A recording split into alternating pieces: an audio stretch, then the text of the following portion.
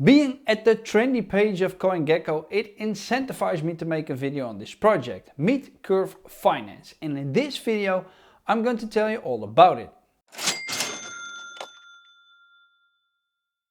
Curve is DeFi's leading AMM, which stands for Automated Market Maker, and hundreds of liquidity pools have been launched through Curve's factory and incentivized by Curve's DAO. Users rely on Curve's proprietary formulas to provide high liquidity, low slippage, low fee transactions among ERC20 tokens. To better understand this project, let me quickly explain what an AMM is. Automated market makers allow digital assets to be traded automatically and without permission by using liquidity pools. This is different from the traditional market of buyers and sellers. And on the traditional exchange platforms, buyers and sellers offer up to different prices for an asset. When other users find a listed price to be acceptable, they execute a trade and that price becomes the asset's market price. To better understand this project, let me quickly explain what an AMM is.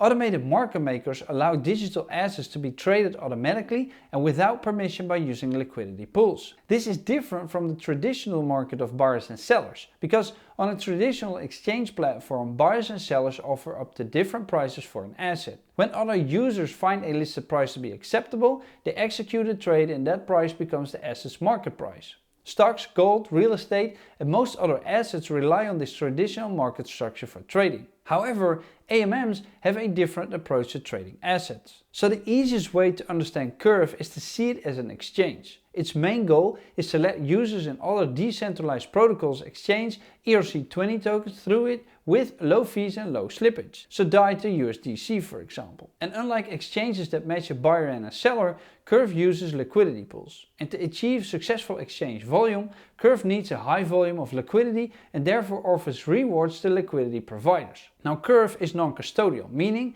that the Curve developers do not have access to your tokens. Curve pools are also non-upgradable, so you can have the confidence that the logic protecting your funds can never change. And the reason for the growth of Curve has to do with the fact that when they launched, it was growing quickly by securing the underdeveloped stablecoin market. Now, stablecoins are a big part of crypto and come in all kinds of shapes like BUSD, USDT, USDC and so on. And because of this, there was and still is a big need to be able to transfer between them. Now, centralized exchanges tend to have high fees which are problematic for those trying to move from a stablecoin to another. Curve also launched V2 crypto pools to bring the same simplicity and efficiency of Curve's stablecoin pools to transactions between differently priced assets like Ethereum and Bitcoin. And originally, the core of Curve was pegged assets, but a new type of AMM allows for extremely efficient trading and low risks of non-pegged assets. Crypto pools use liquidity more effectively by concentrating it at current prices. And as traders happen, the pool readjusts its internal price to the highest liquidity region without creating losses for the pool.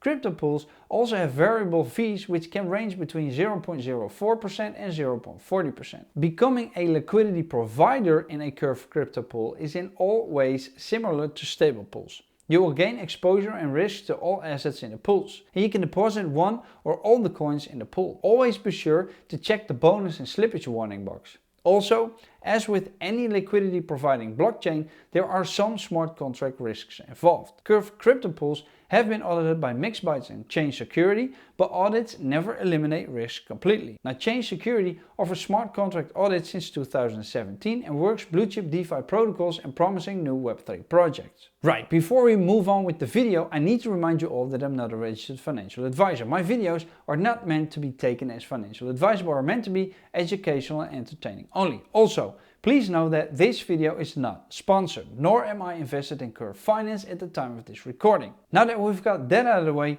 let's look at their token CRV. The Curve DAO token has a ticker CRV and its main purpose is to incentivize liquidity providers on the Curve Finance platform, as well as getting as many users involved as possible in the governance of the protocol. The token officially launched on the 13th of August 2020 and has three main use cases, which are voting, staking and boosting. Now, I have to admit that when I read the word boosting, I was like, what do they mean? But in this case, it's the boost of rewards on provided liquidity. Vote locking CRV allows you to acquire voting power to participate in a DAO and earn a boost of up to 2.5 times of the liquidity you are providing on Curve. And for those of you interested in staking in this process, I'll link the article in the description which explains this. And if you're interested in purchasing this token, you can do so on DigiFax, Binance, BitGet, OKX and BTCX. Curve also exists across several chains with several more planned. Curve's primary chain will always be Ethereum, but other side chains have advantages including speed and cost. And in order to use Curve on other chains,